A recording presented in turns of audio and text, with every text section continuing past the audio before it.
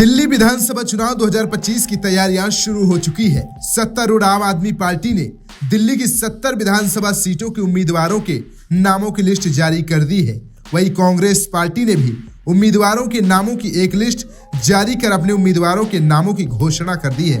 हालांकि भारतीय जनता पार्टी ने अभी तक अपने उम्मीदवारों के नामों का खुलासा नहीं किया है, मगर केजरीवाल की सुनामी बीजेपी और कांग्रेस पर भारी पड़ रही है।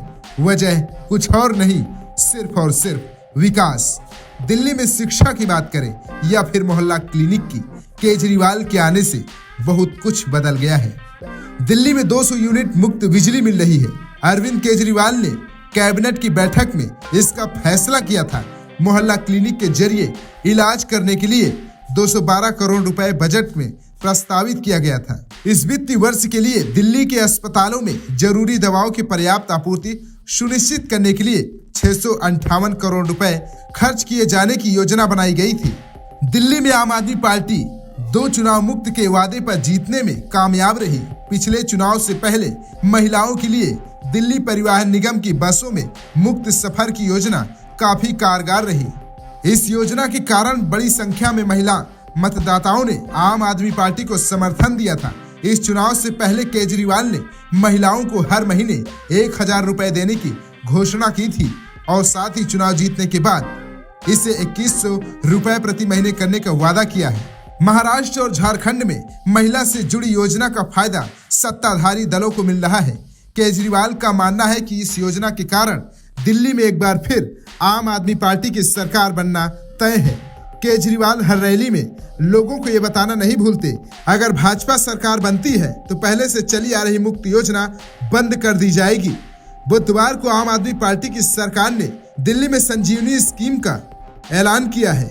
ये योजना केंद्र की आयुष्मान भारत से बिल्कुल अलग है। दिल्ली में आपकी सरकार है और ये रोचक है कि यहाँ केंद्र की आयुष्मान भारत योजना लागू नहीं है। बीजेपी आरोप लगाती है कि केजरीवाल की पार्टी दिल्ली में आयुष्मान भारत हेल्थ स्कीम को लागू नहीं होने दे रही है। ऐसे में आप सरकार अब बीजेपी के दावों को काउंटर करने के लिए संजीवनी योजना लेकर आई है। इस योजना को बड़ा गेम चेंजर माना जा रहा है। केजरीवाल ने ऑटो ड्राइवर्स से जुड़ने के लिए पहल की है। उन्होंने ऑटो चालकों की बेटियों की शादी के लिए 1 लाख रुपए की सहायता की घोषणा की। साल में 2 बार 2500 रुपए वर्दी भत्ता का वादा किया और ऑटो चालकों के बच्चों के लिए निःशुल्क कोचिंग का ऐलान किया। इसके साथ ही 10 लाख रुपए की बीमा पॉलिसी दिए जाने की घोषणा की है। इतना ही नहीं, ऑटो रिक्शा को सवारी उपलब्ध कराने के लिए पूछो ऐप पर लाया जाएगा। ऑटो चालकों के चेहरे खिल गए। जानकारी के लिए बता दें कि नवंबर में केजरीवाल फिर सड़कों पर उतरे और अलग अलग इलाकों में जाकर लोगों से मुलाकात की और उनकी समस्या सुनी।